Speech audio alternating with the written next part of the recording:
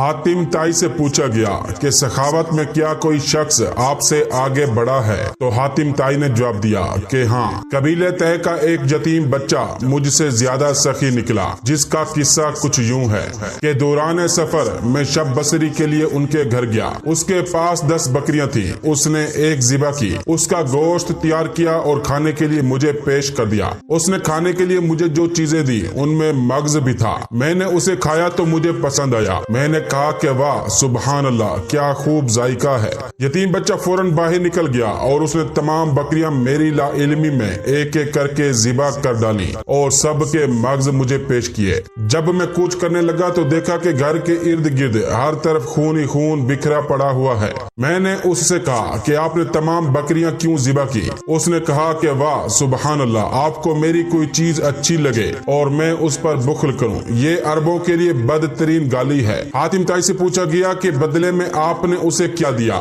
تو انہوں نے کہا کہ 300 سرخ اونٹنیاں اور 500 بکریاں۔ حاتم تائی سے کہا گیا کہ آپ تو پھر اس سے بڑے سخی ہوئے۔ انہوں نے جواب دیا کہ نہیں، وہ مجھ سے زیادہ سخی ہے، کیونکہ اس نے اپنا سب کچھ لٹا کر سخاوت کی، جبکہ میں نے تو اپنے بہت سے مال میں سے تھوڑا سا خرچ کر کے سخاوت کی ہے۔ عربی زبان میں کسی کی سخاوت و فیاضی بڑھا چڑھا کر بیان کرنی ہو تو کہا جاتا ہے کہ فلاں شخص حاتم تائی سے بھی زیادہ سخی ہے۔ اردو میں بھی اسی طرح کہا جاتا ہے۔ حاتم تائی کا والد بچپن میں ہی فوت ہو گیا تھا۔ اس کی ماں نے اس کی پرورش کی۔ وہ بڑی دولت مند خاتون تھی اور نہایت فیاض تھی۔ اپنی تمام ملکیتی چیز سخاوت کر دیتی تھی۔ ایک دفعہ اس کے بھائیوں نے اس کا تمام مال روک لیا اور اسے 1 سال تک قید رکھا۔ انہوں نے سوچا کہ اسے فاقے کا مزہ چکھائیں اور مال و دولت کی قدر و قیمت بتائیں، اور جب اسے چھوڑا تو اس کے مال میں سے تھوڑا سا حصہ دیا۔ اتنے میں بنو حوازن کی ایک تنگ دست خاتون اس کے پاس فریاد لے کر آئی تو اس نے وہ سارا مال اسے دے دیا اور کہنے لگی،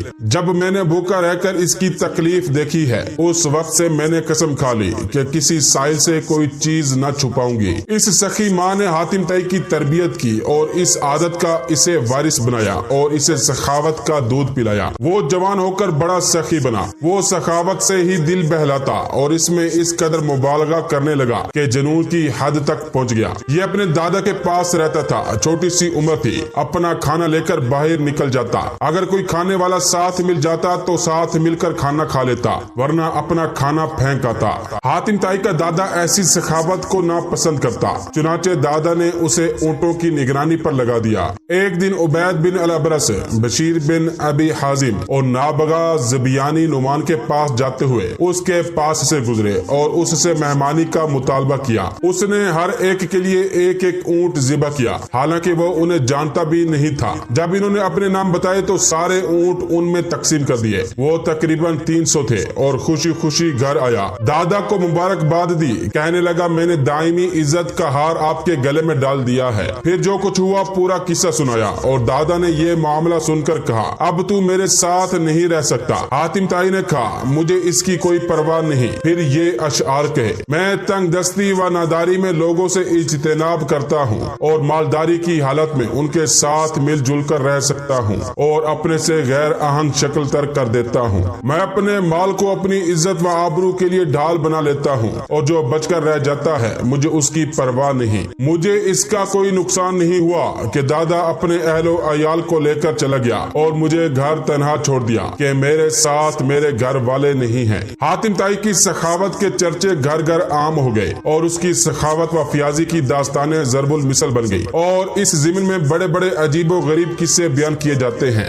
جن میں اکثر صرف زیب داستان کے لیے بڑھا چڑھا دیے گئے ہیں۔ ابن عربی کے مطابق حاتم تائی ہر میدان میں کامیاب ہوتا ہے۔ جب جنگ کرتا تو وہ غالب آ جاتا ہے، جب وہ مقابلہ کرتا ہے تو سبقت لے جاتا ہے، جب وہ جوا کھیلتا ہے تو وہی جیتا ہے۔ جب ماہ رجب کا چاند نظر آتا، زمانے جاہلیت میں خاندان مضر رجب کے مہینے کو بہت باعزت اور محترم سمجھتے تھے۔ حاتم تائی ہر روز 10 اونٹ ذبح کرتا اور لوگوں کو کھانا کھلاتا اور لوگ اس کے پاس جمع ہو جاتے تھے۔ حاتم تائی نے نوار نامی عورت سے شادی کی، پھر یمن کے بادشاہ کی بیٹی معاویہ بنت افرز سے نکاح کیا۔ ان دونوں بیویوں سے اس کے 3 بچے عبداللہ، صفانہ اور ادی پیدا ہوئے۔ آخری دونوں نے اسلام کا زمانہ پایا اور اسلام سے فیض یاب ہوئے۔ روایت ہے کہ یمن میں ایک قبیلہ آباد تھا جس کا سردار حاتم تائی تھا۔ حاتم تائی کی سخاوت سے دنیا کا کوئی آدمی ہے جو واقف نہیں۔ رسول خدا صلی اللہ علیہ وآلہ وسلم کے زمانے میں کچھ لوگ جب قید ہو کر آئے اور رسول خدا کو یہ پتہ چلا کہ ان قیدیوں میں حاتم طائی کے قبیلے کی ایک خاتون بھی ہیں، تو رسول خدا صلی اللہ علیہ وآلہ وسلم نے ارشاد فرمایا کہ خاتون کو رہا کر دیا جائے۔ خاتون کو جب رہائی کی نوید سنائی گئی تو اس نے یہ کہہ کر آزاد ہونے سے انکار کر دیا کہ میرے ساتھ قبیلے کے دوسرے افراد بھی ہیں۔ رسول خدا نے پورے قبیلے کو آزاد فرما دیا اور مال غنیمت بھی واپس کر دیا، ساتھ ساتھ اپنی طرف سے انعام و اکرام سے بھی نوازا۔ نہ صرف یہ کہ انعام و اکرام عطا فرمائے بلکہ بے نفس نفیس سرحد تک چھوڑنے کے لیے تشریف لے گئے۔ حاتم طائی کی سخاوت کے ضمن میں ایک قصہ بیان کیا جاتا ہے۔ روم کے بادشاہ کے دربار میں ایک دن حاتم طائی کی سخاوت کا تذکرہ تھا۔ ایک شخص نے بتایا کہ حاتم طائی کے پاس ایک بہترین عمدہ نسل کا گھوڑا ہے جو ہوا کی رفتار سے دوڑتا ہے، خوبصورت اتنا ہے کہ جو بھی اسے دیکھتا ہے اس کی تعریف میں رطب اللسان ہو جاتا ہے۔ حاتم طائی کی تعریف سن کر بادشاہ بولا، جب تک کسی آدمی کو آزمایا نہ جائے اس وقت تک اس کے بارے میں کوئی رائے قائم کرنا خلاف عقل و شعور ہے۔ بادشاہ نے وزیر سے کہا کہ تم خود جاؤ اور حاتم طائی کی سخاوت کے بارے میں ہمیں معلومات فراہم کرو اور کسی ایسی چیز کا مطالبہ کرو جو اس کی نظر میں سب سے زیادہ قیمتی ہو۔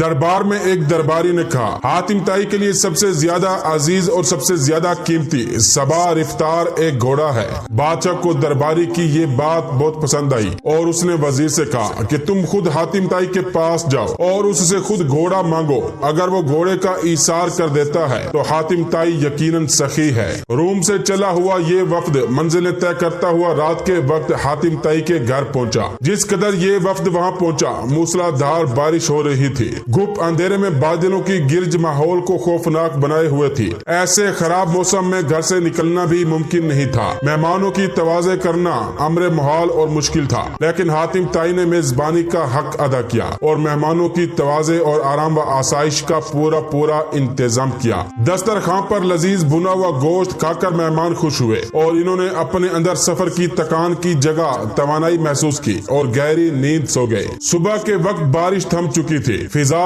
گرد و غبار سے صاف تھی، درخت دھلے ہوئے تھے، ہوا خنک آلود اور دل خوش کن تھا۔ لگتا تھا آکسیجن گھونٹ گھونٹ اندر اتر رہی ہے۔ ناشتے کے دوران وزیر نے مہمان نوازی اور اظہار تشکر کے بعد اپنے آنے کا مقصد بیان کیا۔ کہا، ہمارے بادشاہ کو آپ کے گھوڑے کے بارے میں بہت کچھ بتایا گیا ہے۔ گھوڑے کی تعریف سن کر بادشاہ چاہتا ہے کہ آپ اپنا گھوڑا بادشاہ کی خدمت میں نظر کر دیں۔ وزیر کی بات سن کر حاتم طائی افسوس کے ساتھ ہاتھ ملنے لگا اور بہت افسردہ ہو کر بولا، اگر آپ گھوڑا ہی لینے آئے تھے تو یہ بات آتے ہی مجھے بتا دینی چاہیے تھی، لیکن اب میں مجبور ہوں اس لیے کہ میرا پیارا گھوڑا اس دنیا میں نہیں ہے۔ آپ کو پتا ہے کہ پوری رات طوفانی بارش برستی رہی۔ میرے لیے یہ ممکن نہ تھا کہ چراگاہ یا گاؤں گوٹ سے ضیافت کے لیے کوئی جانور منگوا سکتا، لہٰذا میں نے گھوڑے کو ذبح کر دیا اور اس کا بھنا ہوا گوشت دسترخوان کی زینت بن گیا۔ وزیر حاتم طائی کی یہ بات سن کر حیران رہ گیا۔ بادشاہ کو جب یہ سارا واقعہ سنایا گیا تو اس نے بھی حاتم طائی کی سخاوت کی تعریف کی۔